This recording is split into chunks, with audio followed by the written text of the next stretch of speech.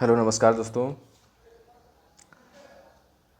आज की क्लास में हम लोग चर्चा करेंगे आर्टिकल 21 की, यानी प्राण एवं दैहिक स्वतंत्रता। आर्टिकल 21 में क्या है? प्राण एवं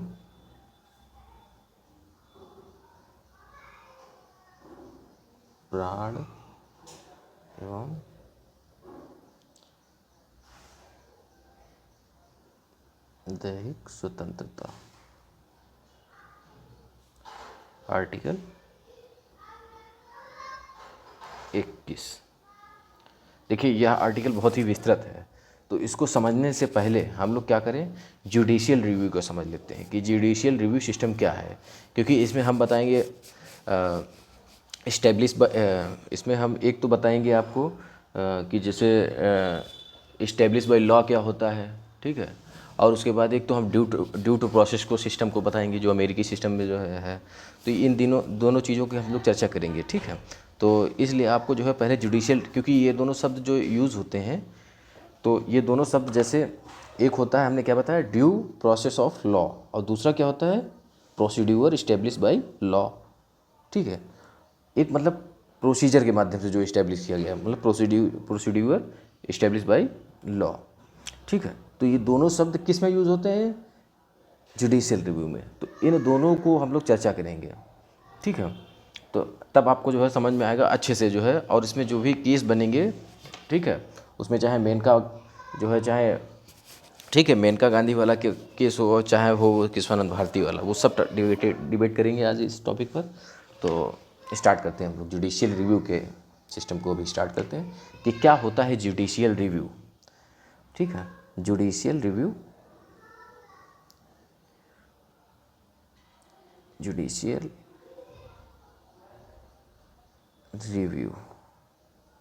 ठीक है। जुडिशियल रिव्यू क्या है?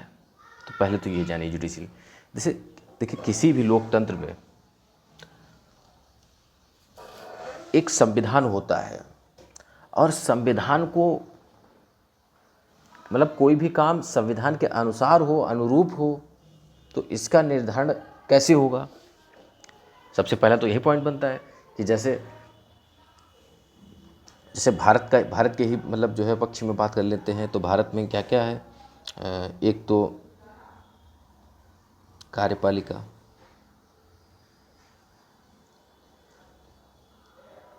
न्यायपालिका, ठीक है, न्यायपालिका और विधायिका, ठीक है। अब जब यही काम नहीं करेंगे सही से, यही मतलब कहने का मतलब है संविधान को नहीं मानेंगे, तो बताइए वो तो फिर कागज़ का जो है एक जो है पूरा चिट्ठा बन जाएगा कि तो मतलब फॉलो तो कर ही नहीं रहे संविधान को, तो फ़ायदा संविधान का क्या हो रहेगा? तो इसलिए जो है जुडिशियल रिव्यू का कॉन्सेप्ट लाया गया। जुडिशियल रिव्यू में क्या होता है कि जुडिशियल रिव्यू इन जैसे कार्यपालिका जो भी काम कर रही है, क्या वो सही कर रही है, क्या वो संविधान के तहत कर रही है कार्य, या संविधान से इतर कर रही है, यानी संविधान का उल्लंघन कर रही है। तो इस पर जो है जो भी फैसला होगा वो कौन देगा कि यह तर्क संगत है कि नहीं संगत है। तो इस पर सुप्रीम कोर्ट को यह अधिकार दिया, यानी सुप्रीम कोर्ट को नहीं, न्यायपालिका हम कहेंगे ज़्यादा बढ़िया रहेगा, क्योंकि सभी न्यायपालिका में सभी अंग आ जाएंगे न्यायपालिका की, हाई कोर्ट, सुप्रीम कोर्ट, ठीक है। तो न्यायपालिका को यह अधिकार है कि वह स्वयं की तो पुनर्निरीक्षण करेगा। जुडिशियल रिव्यू का हिंदी तात्पर्य होता है न्यायिक पुनर्निरीक्षण, ठीक है, या न्यायिक पुनर्विलोकन, ठीक है। तो इसमें जो है अपने का तो स्वयं का निरीक्षण करेगा न्यायपालिका, और उसके साथ ही कार्यपालिका का भी निरीक्षण करेगा और विधायिका का भी निरीक्षण करेगा। यह होता है जुडिशियल रिव्यू, ठीक है। अब जैसे जुडिशियल रिव्यू, तो दोस्तों आपको समझ में आया कि किस प्रकार से न्यायपालिका क्या करेगी कि जो है सभी पर मतलब संविधान के तहत चलने का जो है सुझाव देगी, सुझाव ही नहीं उस पर अमल कराएगी। अगर कोई भी विधेयक ऐसा विधि बनती है जो संविधान के इतर हो, मतलब जो है उससे अलग हटके हो, संविधान का जो है पालन ना करती हो, तो उसको सुप्रीम कोर्ट क्या करता है, मतलब न्यायपालिका क्या कर सकती है, उसको शून्य घोषित, मतलब उसको समाप्त कर सकती है, उसको अमान्य घोषित कर सकती है। तो यह संसद को नहीं, यह न्यायपालिका को एक स्पेशल अधिकार दिया गया है ताकि वह संविधान को सुरक्षित संरक्षित कर सके, ठीक है, और सिस्टमेटिक तरीके से एक शासन को सुचारू रूप से चलाया जा सके, ठीक है। तो यह होता है जुडिशियल रिव्यू। अब जुडिशियल रिव्यू में संसद को देखिए, अब पहले तो पता होना चाहिए कि संसद को क्या क्या अधिकार है। संसद को एक तो कानून को बना सकती है, ठीक है, किसी भी कानून को संसद बनाती है। दूसरा क्या करती है, संविधान संशोधन करती है,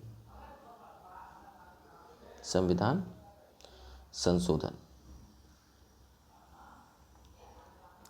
ठीक है, संविधान संशोधन करती है।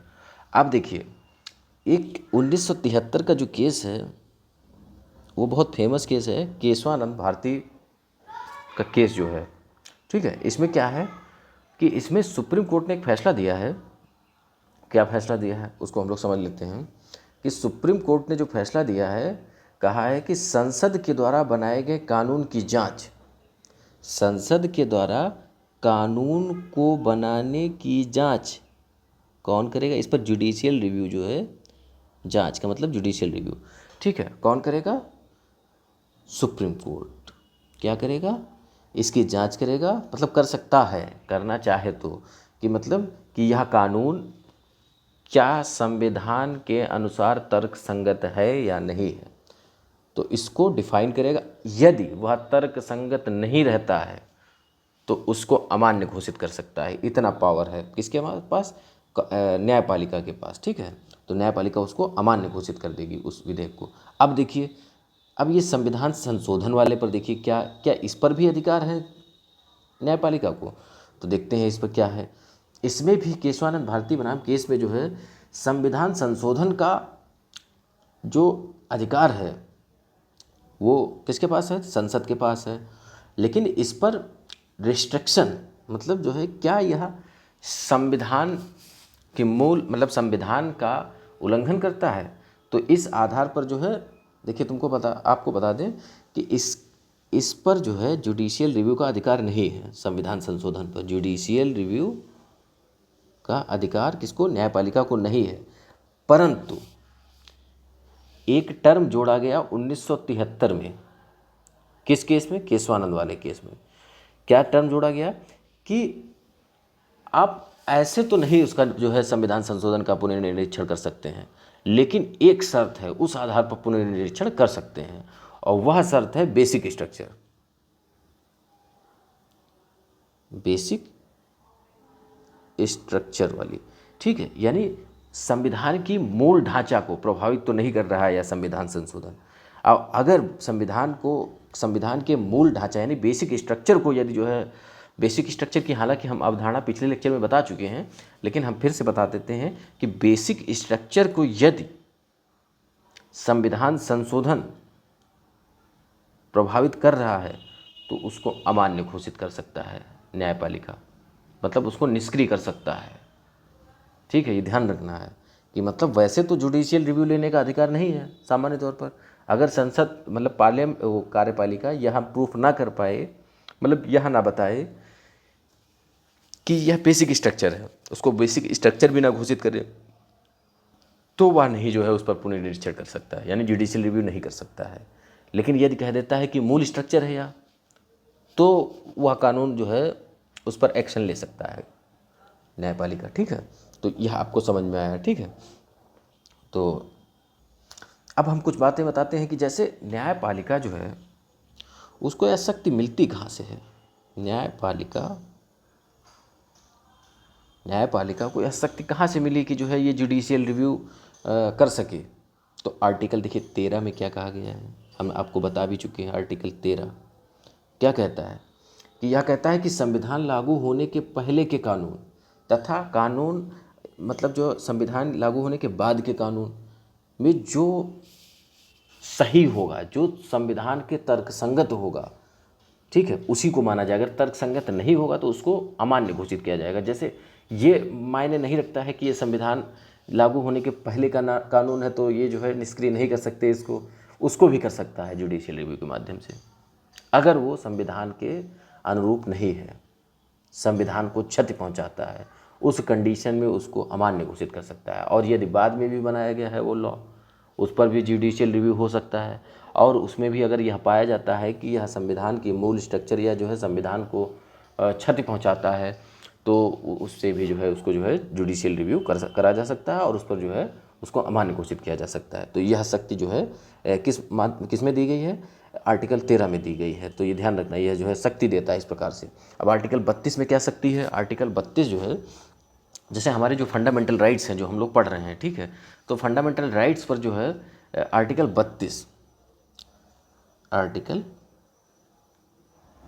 32 संवैधानिक उपचारों का अधिकार है, ठीक है, आर्टिकल 32, ठीक है। लेकिन इसमें क्या प्रावधान है कि इसमें सुप्रीम कोर्ट मूल अधिकारों का संरक्षक है, ठीक है। यानी उस पर वो, जैसे मान लीजिए किसी का मूल अधिकार अगर डिवेल्युएट होता है या उसका जो है मतलब मूल अधिकार हनन होता है, तो उस स्थिति में, यानी अगर किसी भी कंडीशन में वायलेशन हो रहा है आपके मूल अधिकार का, तो आप उस पर जो है मतलब जो है कोर्ट में रिट पिटीशन फाइल कर सकते हैं और उसके माध्यम से जुडिशियल रिव्यू करवा सकते हैं उसका है।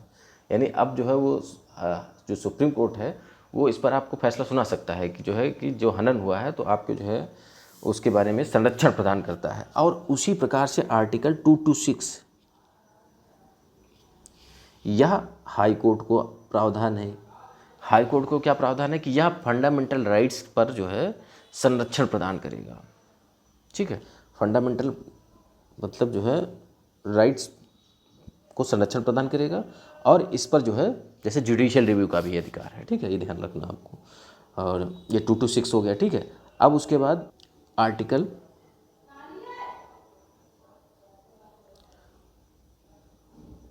131 से 136 तक जो आर्टिकल है, इसमें क्या है कि राज्य एवं केंद्र के बीच कोई समस्या आती है, कोई भी प्रॉब्लम आती है राज्य और देखिए राज्य और केंद्र के बीच अगर कोई भी समस्या आती है तो सुप्रीम कोर्ट निवारक बनेगा, ये ध्यान रखना है। मतलब सुप्रीम कोर्ट उसको क्या करेगा? सुलझाएगा, निपटाएगा, उसको जो है सही जजमेंट उसको देगा, ठीक है। तो यानी उस पर जुडिशियल रिव्यू करेगा, ठीक है। तो ये क्या है, इस पर भी जो है ये आर्टिकल 131 से 136 पर इसको प्रावधान दिया गया है सुप्रीम कोर्ट को कि आप इनकी समस्याओं को हल कर सकते हैं। तो ये इनको शक्तियाँ प्रदान करती है। और भी आर्टिकल हैं जो इनको शक्तियाँ प्रदान करते हैं, लेकिन ये मूल आर्टिकल्स हैं, ठीक है, जो शक्तियाँ प्रदान करते हैं। अब हम लोग समझ लेते हैं कि पहले तो जो है प्राण एवं दैहिक स्वतंत्रता को समझ लेते हैं। प्राण और दैहिक स्वतंत्रता आर्टिकल 21 में जो है वो क्या है? प्राण एवं दैहिक स्वतंत्रता, प्राण एवं दैहिक स्वतंत्रता, ठीक है। इसमें right to life and personal liberty, ठीक है। तो यह अधिकार सभी व्यक्तियों के उपलब्ध हैं, ठीक है। यह अधिकार सभी व्यक्तियों को उपलब्ध हैं, ये ध्यान रखना, ठीक है। इसके अनुसार किसी भी व्यक्ति को उसकी प्राण एवं दैहिक स्वतंत्रता से विधि द्वारा स्थापित प्रक्रिया के अनुसार ही वंचित किया जाएगा, अन्यथा नहीं। मतलब ऐसा नहीं कि वंचित नहीं किया जाए, लेकिन आपने कोई जुर्म किया है, आपको मृत्यु की सज़ा सुनाई गई है, आपको आजीवन कारावास सुनाया गया है, तो उस कंडीशन मतलब विधि को अधिकार है, कानून को अधिकार है आपके प्राण लेने का, लेकिन स्वयं को अधिकार नहीं है आपको। आप स्वयं प्राण अपने नहीं छीन सकते, ये ध्यान रखना है आपको। यानी यही प्राण एवं दैहिक स्वतंत्रता है। अब देखिए प्राण एवं दैहिक स्वतंत्रता में जो है जैसे विधि की सम्यक प्रक्रिया और विधि द्वारा स्थापित सम्यक प्रक्रिया, ठीक है। जैसे देखिए क्या होता है कि विधि की सम्यक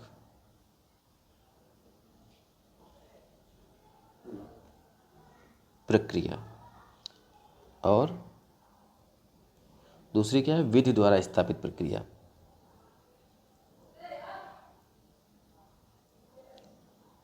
स्थापित प्रक्रिया, ठीक है। आप देखिए इसमें क्या है, जैसे इसमें है भारत में प्राण एवं दैहिक स्वतंत्रता का अधिकार यूएसए के संविधान से ग्रहण किया गया है, ठीक है।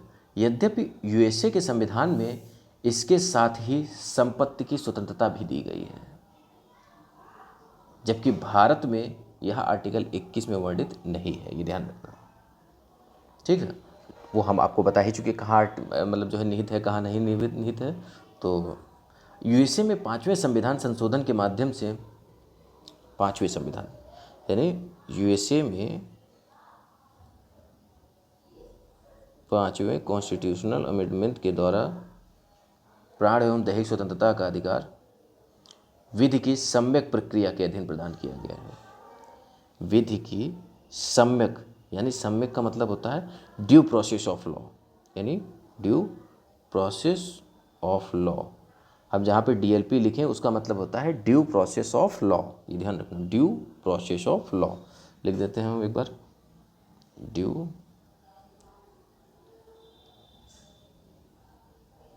प्रोसेस ऑफ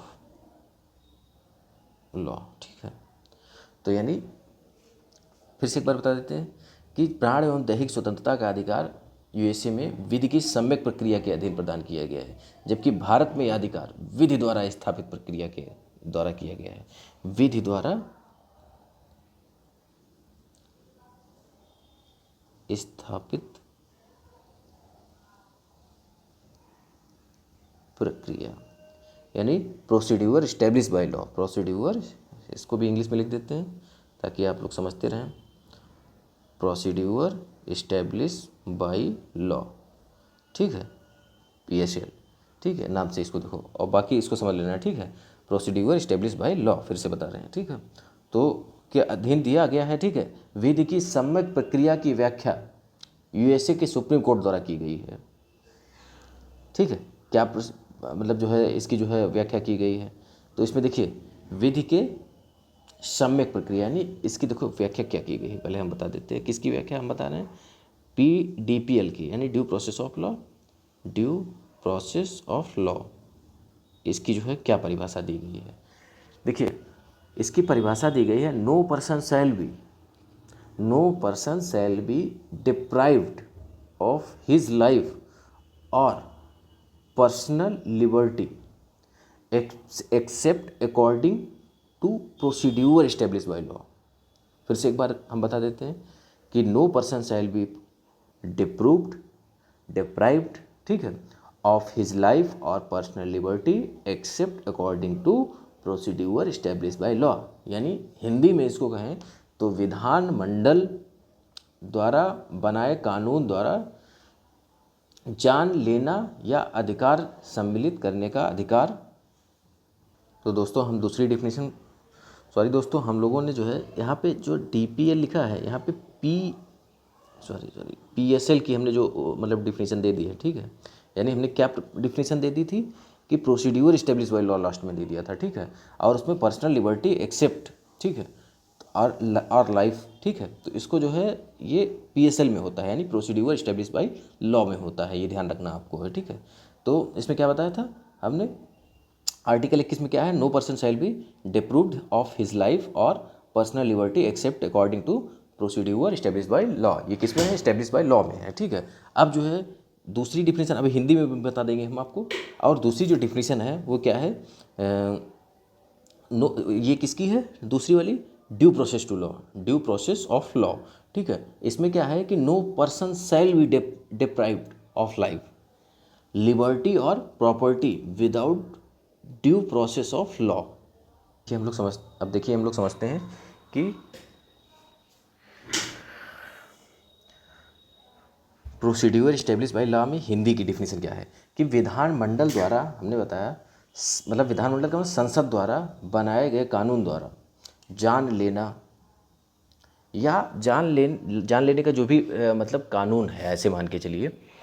अब उसमें जो है इसमें जुडिशियल रिव्यू कैसे हो सकता है, देखिए इसमें क्या है कि उसके अधिकार को सीमित भी करने का अधिकार है, यानी संसद के अधिकार को सीमित करने का अधिकार किसके पास है, सुप्रीम कोर्ट के पास है। देखिए इसको संसद के अधिकारों को सीमित करने का अधिकार, इसमें मतलब ये है कि जैसे किसी को जो है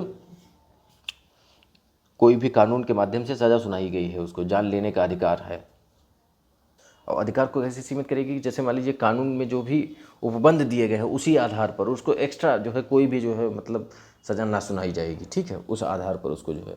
फिर उसके बाद जैसे ड्यू ऑफ प्रोसेस लॉ ये क्या कहता है, ड्यू प्रोसेस ऑफ लॉ क्या कहता है, इस प्रक्रिया में सुप्रीम कोर्ट के द्वारा यह तय किया जाएगा जो संसद ने कानून बनाया है वह तर्कसंगत है या नहीं, ठीक है। मतलब ये ध्यान रखना, ये सुप्रीम कोर्ट निर्धारित करेगा कि यह तर्कसंगत है कि नहीं है। यह प्रक्रिया कहाँ है, due process of law America की है, ठीक है। वही भारत में क्या है, जैसे मान लीजिए एक बार फिर से समझा देते हैं कि संसद द्वारा कोई भी कानून बनाया गया, अब उस पर भारत में यह प्रावधान है कि तो हम लोग क्या देखते हैं उसमें कि इसमें ये नहीं देखते हैं कि कानून सही है कि नहीं है सही, तो देखते हैं कि मतलब जैसे ड्यू ऑफ प्रोसेस में क्या बताया गया है कि सुप्रीम कोर्ट के द्वारा तय किया जाएगा जो संसद मतलब जो यहाँ पर जैसे देखिए एक मोटी सी बात इसको जो है समझाने के लिए, नहीं तो कन्फ्यूजिंग उत्पन्न हो जाएगी।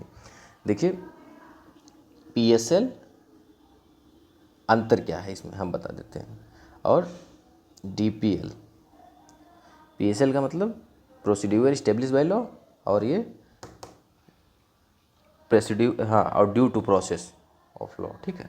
अब देखिए इसमें क्या अंतर क्या है कि जो due of process of law है, ड्यू प्रोसेस ऑफ लॉ, इसमें क्या है कि इसमें जो कानून बनाया जाएगा वो बनाया जाएगा एक प्रोसीजर के माध्यम से ही, जैसे जो भी प्रोसीजर होता है कानून बनाने का तो उसी के माध्यम से बनाया जाएगा। उसी प्रकार से भारत में भी प्रोसीजर के माध्यम से ही बनाया जाता है, इसीलिए प्रोसीड्यूर इस्टेब्लिश बाय लिखा जाता है, मतलब एक प्रोसेस के द्वारा, ठीक है, बनाया जाएगा लॉ। और वही इसमें भी दोनों मतलब प्रोसेस को तो फॉलो करेंगे, लेकिन जो ड्यू प्रोसेस ऑफ लॉ है इसमें क्या होता है कि इसमें यह भी देखा जाता है कि क्या यह कानून सही है कि नहीं सही है। इस पर सुप्रीम कोर्ट जो है इसका सुप्रीम कोर्ट इस पर जुडिशियल रिव्यू करता है, बल्कि इस पर क्या है कि सुप्रीम कोर्ट जुडिशियल रिव्यू नहीं करता है पीएसएल पर। मतलब पीएसएल पर मतलब ये नहीं, जैसे बनता तो एक प्रक्रिया के माध्यम से है नियम, लेकिन इस प्रक्रिया को जो है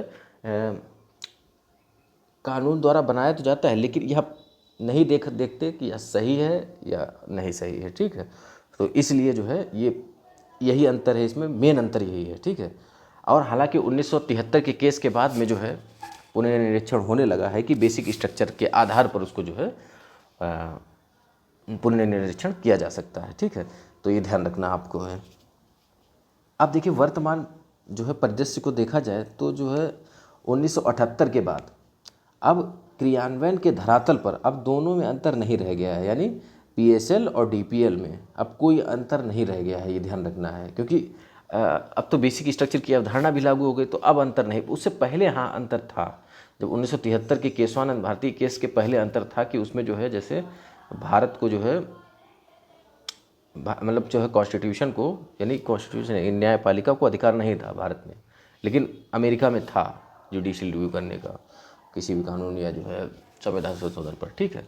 तो लेकिन अब नहीं, अब अंतर नहीं है। अब अंतर कब से नहीं है, मेनका गांधी वर्सेस भारत संघ के मामले में। देखिए एक केस हुआ है मेनका गांधी वर्सेस भारत संघ। इस मामले में देखते हैं कि इसमें सुप्रीम कोर्ट ने निर्णय दिया कि न्याय का प्राकृतिक नियम आर्टिकल 21 में निहित है। इस प्रकार विधि द्वारा स्थापित प्रक्रिया का प्रयोग न्याय के प्राकृतिक नियम पर आधारित हो गया, ठीक है। अब इसमें जो है आर्टिकल 21 में जो व्याख्या है, आर्टिकल 21 की जो व्याख्या है उसको हम लोग जो है डिफाइन करते हैं आर्टिकल 21 की। और परिपेक्ष क्या रहेगा, मेनका गांधी वर्सेस भारत संघ की। इसमें आर्टिकल 21 में क्या करेंगे, इसकी व्याख्या करेंगे। व्याख्या क्या, इसकी व्याख्या बहुत विस्तृत है, ऐसे मान के चलिए कैसे, इसमें 33 लगभग 33 मतलब हम मिनिमम बता रहे हैं, लगभग 33-37 प्रकार की जो है स्वतंत्रताओं का उल्लेख मिलता है इसमें, ठीक है। और हो सकता है और बढ़ गई हो अब स्वतंत्रताएँ, ठीक है। तो उसमें हम कुछ आपको 12-13 स्वतंत्रताएँ बताएंगे जो मूल इम्पॉर्टेंट होती हैं। बाकी तो आपको जो है बहुत बड़ा हो जाएगा अगर हम पूरा 33 डिस्क्राइब करेंगे, ठीक है। बाकी आप लोगों को स्वयं में थोड़ा देखना होगा। तो हम लोग चर्चा करते हैं कि मेनका गांधी बना भारत संघ के मामले में 1978 में सुप्रीम कोर्ट द्वारा दिए गए निर्णय में आर्टिकल 21 की व्याख्या में महत्वपूर्ण परिवर्तन ला दिया गया। यह एक महत्वपूर्ण निर्णय सिद्ध हुआ जिसमें प्राण एवं दैहिक स्वतंत्रता के अधिकार के नजरिए को परिवर्तित किया गया। अब देखिए इस मामले में न्यायालय ने क्या कहा, तो उसको हम लोग देखते हैं। इस मामले में न्यायालय ने मतलब सुप्रीम कोर्ट ने क्या कहा देखते हैं हम लोग। तो पहला देखते हैं, पहला क्या, आर्टिकल 21 की व्याख्या किस आधार पर की जाएगी। तो यह इसमें जो है मतलब प्रूफ बताया गया कि आर्टिकल 21 की व्याख्या 21 की क्वेश्चन पूछा भी जाता है, 21 की व्याख्या किस आधार पर होती है, 14, 19, 21 के आधार पर। ठीक है, तो ये ध्यान रखना है आपको, यानी आपको 14 भी पढ़ा चुके, 19 भी पढ़ा चुके, 21 भी पढ़ा, इसी आधार पर जो है इसकी व्याख्या होती है। अब दूसरा किस क्या है, दूसरी देखिए, 21 में ही न्याय का प्राकृतिक नियम सम्मिलित है, न्याय का प्राकृतिक नियम सम्मिलित है। ठीक है, ध्यान रखना, न्याय का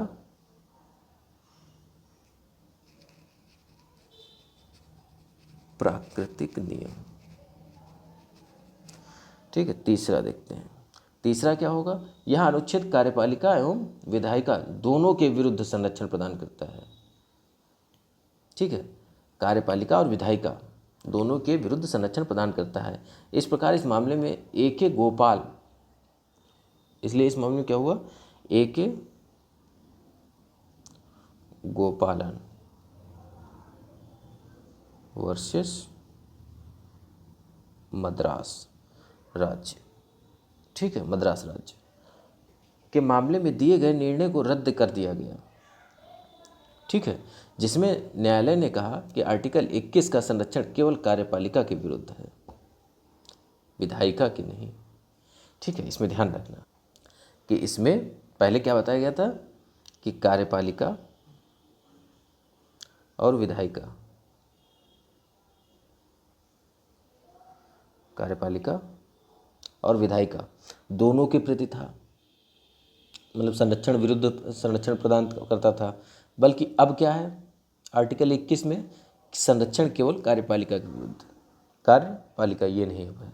ठीक है, ये केस कौन सा केस था, फिर से बताना, ए.के. गोपालन वर्सेस मद्रास राज्य के मामले में। ठीक है, सुप्रीम कोर्ट ने घोषणा की कि 21 के अंतर्गत मानव गरिमा बनाए रखते हुए जीवन जीने का अधिकार शामिल है। ठीक है, ये ध्यान रखना आपको है कि मानव गरिमामयी जीवन का जो है मतलब जो है क्या कहते हैं उसको, जीने का अधिकार हो। ठीक है, किंतु ज्ञान वर्सेस पंजाब राज्य, ज्ञान कौर एक और जो है सुप्रीम कोर्ट का फैसला था, ज्ञान कौर वर्सेस पंजाब राज्य। ठीक है, इसके मामले में न्यायालय ने निर्णय जो दिया है वो क्या दिया है, आर्टिकल 21 में मरने का अधिकार शामिल नहीं है, आर्टिकल 21 में मरने का अधिकार नहीं है। ठीक है, आर्टिकल 21 में क्या कहा गया है, ज्ञान कौर वर्सेस पंजाब राज्य में, कि मरने का अधिकार नहीं आपको है। ठीक है, यद्यपि न्यायालय ने कामन काज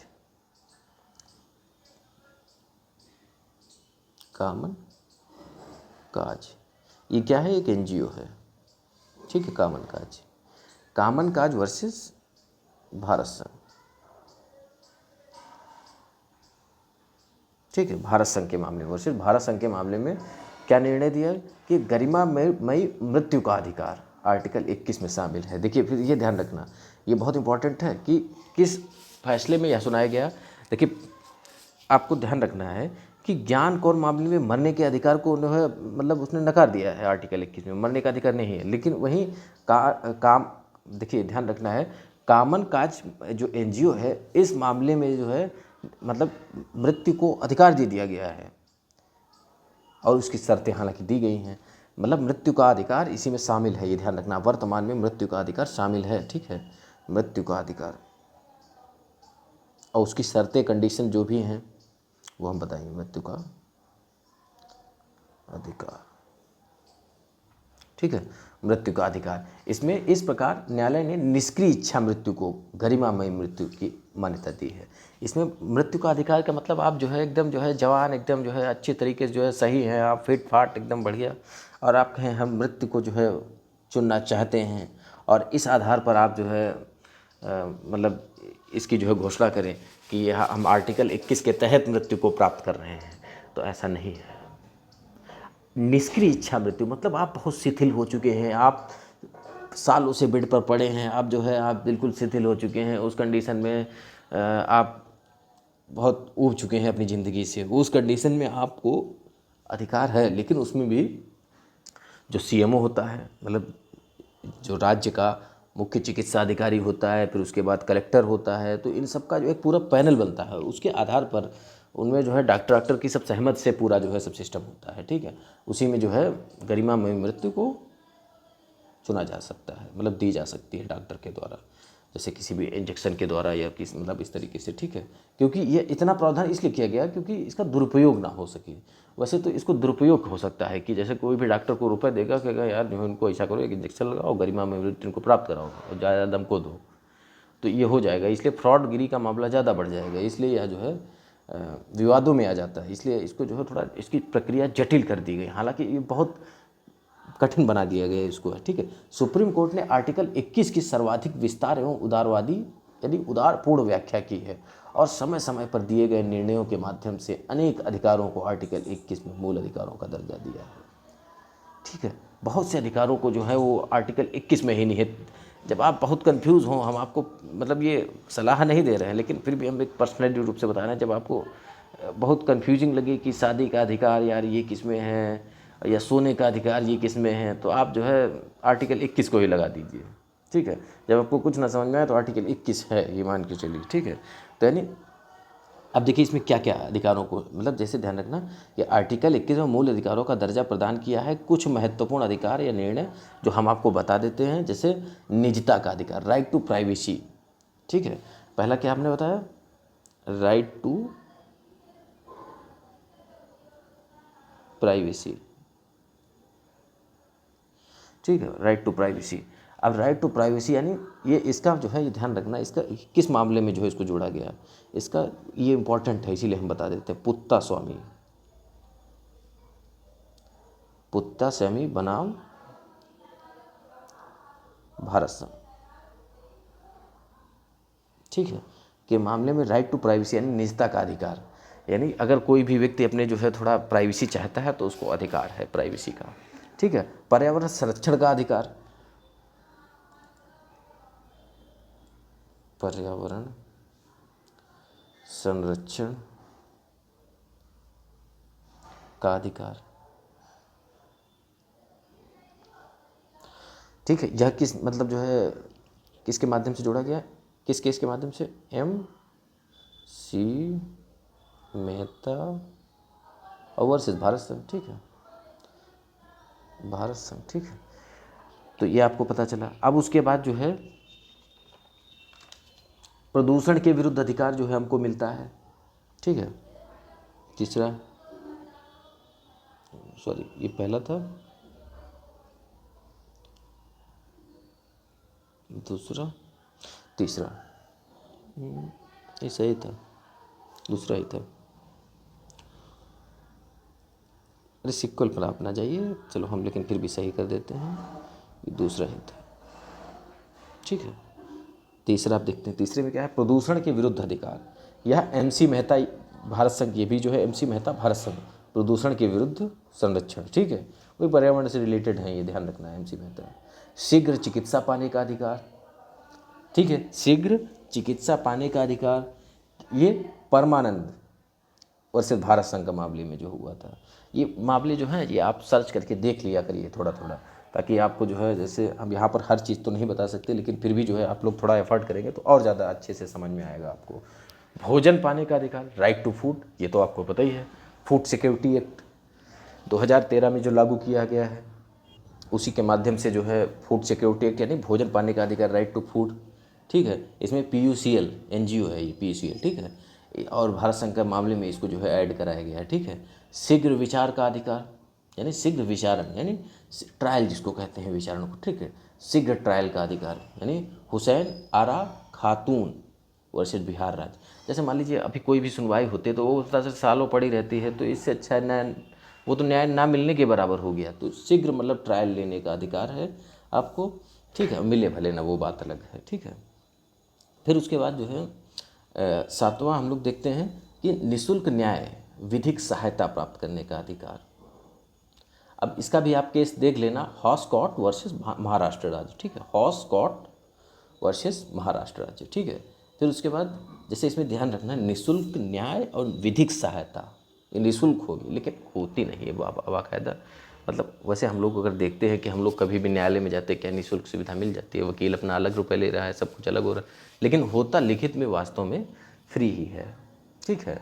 FIR लिखाना भी फ्री ही है, लेकिन उसमें भी ले लेते हैं रुपये, ठीक है, वो बात अलग है।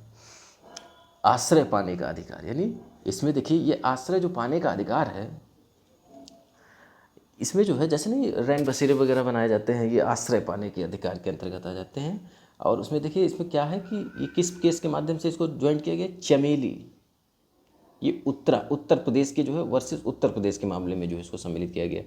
फिर उसके बाद सार्वजनिक स्थलों पर धूम्रपान निषेध का अधिकार, यह केस है मुरली देवड़ा वर्सेस भारत संघ के मामले में। फिर उसके बाद आजीविका पाने का अधिकार,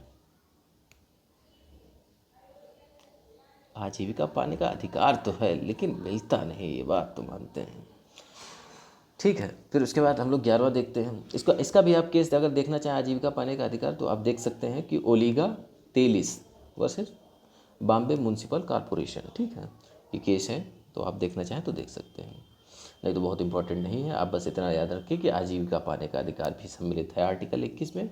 और कार्यस्थल पर महिलाओं के यौन उत्पीड़न पर अधिकार, ठीक है। तो विशाखा क्या है, NGO है विशाखा वर्सेस राजस्थान राज्य के मामले में इसको जोड़ा गया। और फिर उसके बाद जो है अपनी पसंद के व्यक्ति से विवाह करने का अधिकार है, या सफीन जहां, ये आप देख लेना, थोड़ा इंटरेस्टिंग रहेगा, सफीन जहां बनाम अशोकन मामले में पहले केरल हाई कोर्ट में गया, फिर उसके बाद सुप्रीम कोर्ट हाई कोर्ट में गया, ठीक है। तो ये ध्यान रखना, अपनी पसंद की लड़की से अपने पसंद के लड़के से शादी करने का अधिकार, या लड़का शादी कर सकते हैं अपनी पसंद का। तो मतलब कुल मिलाकर जैसे इसमें अब तो जो है मतलब जो है सब अलाउड है, कहने का मतलब ये है। तो आप 12वां मतलब जो है उसमें अपनी पसंद का व्यक्ति के से विवाह करने का अधिकार भी है, एकांतता का भी अधिकार है, ठीक है। एकांतता में मतलब जो है आप रह सकते हैं एकांत। फिर उसके बाद अभी हाल ही में राइट टू बी फॉरगेटन, अब देखिए वैसे तो एकांतता का अधिकार, लेकिन वास्तव में एकांतता का अधिकार अभी नहीं है, भारत में नहीं अभी है, ये ध्यान रखना है। कैसे नहीं, राइट टू फॉरगेटन का मतलब ही होता है एकांतता का अधिकार, ठीक है। क्यों नहीं है एकांतता का अधिकार, के मतलब जैसे हमने व्हाट्सएप पर जो है कोई चैटिंग की, सपोज दैट आपने जो है आप अपनी वाइफ से जो है चैट कर रहे हैं, या किसी से भी मतलब XYZ किसी से भी चैट कर रहे हैं, तो आप उसको जो है डिलीट करना चाहते हैं परमानेंटली, आपने डिलीट कर दिया, लेकिन वास्तव में वो डिलीट होता नहीं है, वो एक जगह पर स्टोर हो जाता है, ठीक है, जहाँ पे स्टोरेज पॉइंट उनका बना हुआ है जैसे व्हाट्सएप वालों का।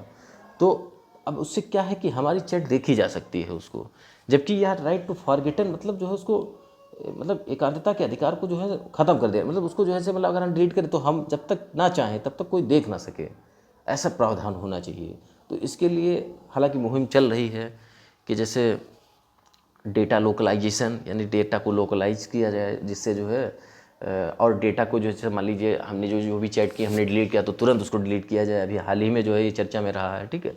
तो ये सब नवीन मुद्दे हैं, इनको आप देखते रहना, इनसे जुड़े रहना तो ज़्यादा बेटर रहेगा, ठीक है दोस्तों। फिर आज के लिए इतना ही रखते हैं, और अगली क्लास में हम लोग आगे का जो है भाग को डिस्कस करेंगे, ठीक है। और धन्यवाद दोस्तों, आप लोगों ने बहुत पेशेंस से इसको लेक्चर को सुना। बाय बाय, जय हिंद दोस्तों।